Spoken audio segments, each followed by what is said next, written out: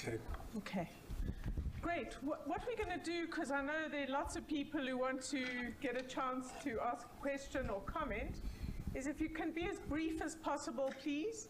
And I'm going to take 3 people and then ask Frank to respond. So if I can get hands, gentleman at the back.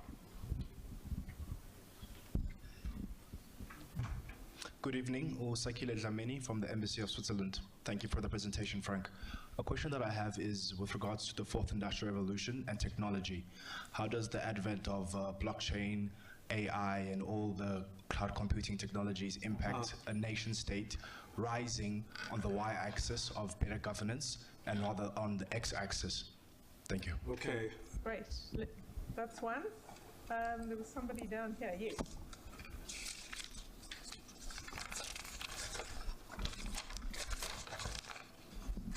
Good day, Professor. I want to refer to your slide about inequality, and you said that inequality rose from 0.3 to 0.8 over the states over the time.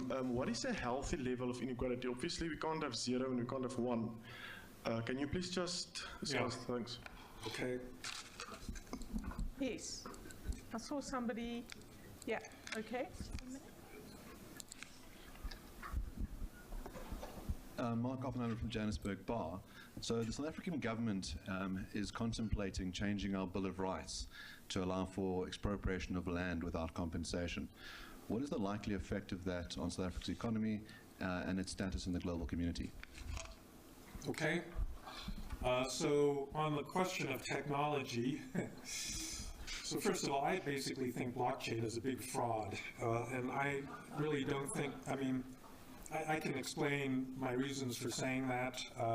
I can see certain applications for distributed ledger technology, but the cryptocurrencies I really do think are just big scams that over time will hopefully go away or get regulated out of existence. On the other hand, artificial intelligence is not a scam.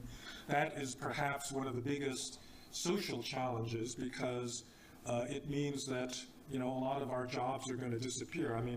In my neighborhood in Palo Alto, California, outside of Stanford University, we see driverless cars all the time that are being tested. And you just think about the 3 million taxi drivers and 3 million truck drivers in the United States alone that will lose their jobs, once this technology hits.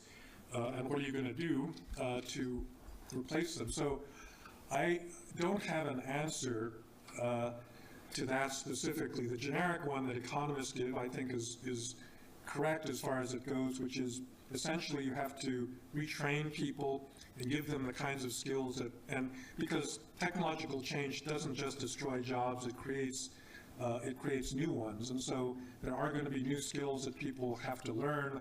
The problem is it's not that easy to do. It's not that easy for governments to take a 50-year-old truck driver and give him or her the skills that will allow them to, survive in a digital world. So that is definitely, and in general, I think that we've always been playing a game of catch-up. Certainly since the beginning of the Industrial Revolution. This is a discussion I've had with Ann over the past couple of days. I actually think that this is not, we're not in a uniquely accelerating period of technological change, although it seems like that. I think actually the period in the late 19th century was much more dramatic in terms of the basic technologies that were introduced and the changes that made as people went from agrarian societies to urban industrial ones. And I think actually what we're experiencing now is slower than that.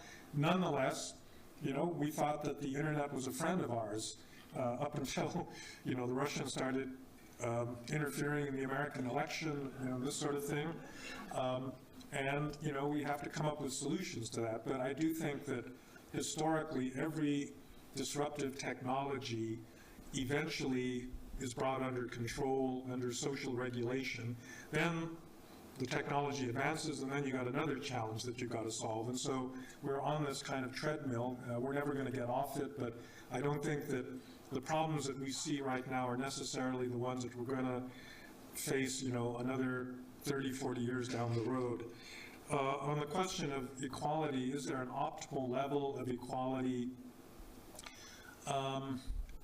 You know, that's an interesting question. There used to be this Kuznets curve named after the economist Simon Kuznets that argued that as you develop, you actually increase your level of equality, and then as you become a developed country, the level of equality starts to come down. And this is actually what Thomas Piketty, I guess, had spoken here, I understand, has challenged, and he's shown that, you know, that actually hasn't been happening in a lot of, you know, more recently industrializing countries. If that's not true, then, you know, you probably would have to accept the fact that development does, you know, require some degree of inequality, but you want to use social policy, tax policy to reduce that inequality, and you need to, frankly, do some degree of redistribution. Because politically, if for no other reason, it's intolerable if inequality stretches beyond a certain point. What that level is, I think, has to be determined pragmatically, because it is ultimately a political process. You know, essentially what you're doing is you are taxing or regulating rich people for the benefit of people that aren't so rich. And that's a big struggle, you know, how politically you bring that about. And so therefore, I don't think it makes any sense to say, well, the optimal Gini coefficient is, you know, 0.31, because, you know, how are you going to get there? That's really the interesting question. On the question of land, it's a very difficult issue, because I think in a country that has been as deeply unequal as this with its history, you know, the actual distribution of property, you know, reflects, you know, this historical legacy, and so it constitutes an injustice that, and you can see very much why people want to fix that. On the other hand, we've had some pretty disastrous experiences with land reform, if you want to call it that, in other parts of Africa, especially, you know, Zimbabwe, where you basically can destroy your agricultural base if, you know, if you do it in too populist a fashion. And so I would say that, you know, it's one of those policies that you got to take seriously. There probably does need to be some serious effort to redistribute land, but it has to be done in a way that essentially preserves people's confidence in their property rights and doesn't actually have negative economic consequences. Great. We'll take another round. Yes. No, there's a woman behind you. Thank you very much for your very enlightening lecture. I just had a question about human rights, because I hear that human rights doesn't come into your scheme of things here, and certainly in terms of the disadvantages of the Chinese model, you haven't mentioned this, and surely it should be mentioned, maybe. Okay, I'll take two more. Please, yeah. Thank you. Good evening. Thank you very much. My name is Tamara Naidu. I'm from the Friedrich Ebert Stiftung, South Africa. I just have a question about corruption. I understand it's difficult to implement in many of the great ideas we have, but illicit financial flows is a very real issue within the world, and of course affects the prospects of a developmental state. So I just found that it was a bit simplistic blaming just, for instance, the African countries for that issue. And with tax havens and the likes of London and everywhere else, I mean, just to unpack that a bit more, what that means for your presentation. Thank you. Okay, one more. Yes. Thank you. Just a quick question. If you went to a country that needed a developmental state, but paradoxically the conditions didn't exist for that state, where do you go from there? You need to build a developmental state, but the conditions don't exist. Yeah.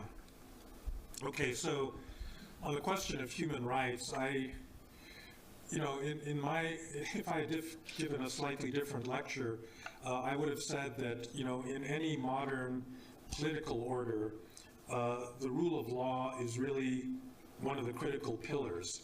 The rule of law limits the ability of powerful people to do what they want, but it also protects human rights. I mean, those rights are embedded in law, and part of the function of law is to protect minorities, to protect individuals, and to give them a sphere of liberty so that the state can't encroach on that. And you're absolutely right that China is, I'm not advocating the China model. I was actually just talking about, should you take a Chinese offer to build a dam or a road or an electrical system here in Africa? China itself is not a model for anything as far as I'm concerned. You know, they have put apparently more than 1 million Uyghurs into basically detention camps, you know, concentration camps, as their attempt to deal with religious diversity. They are implementing a social credit system whereby you're going to use AI and machine learning to monitor, you know, the most minute transactions, and then use that to punish people that, you know, oppose the regime. And so you're actually attempting to put into place a form of totalitarian government that we've never seen before, because technologically it was never possible to do things like that. And things have been going in the wrong direction in China ever since Xi Jinping took office. And so I do not like this as a, you know, as a model, precisely because I don't think the Chinese really care about human rights. So on the corruption question, I didn't mean to be, again, you know, I could have gone on at considerable length about what you do to actually reduce corruption, and obviously one of those things is on the developed countryside, because you are absolutely right that Western banks facilitate the laundering of corrupt money coming out of countries in the developing world. There's no question that that's the case, and they can do a lot more to eliminate, you know, those kinds of loopholes and tax havens and so forth. There's been some progress in that direction.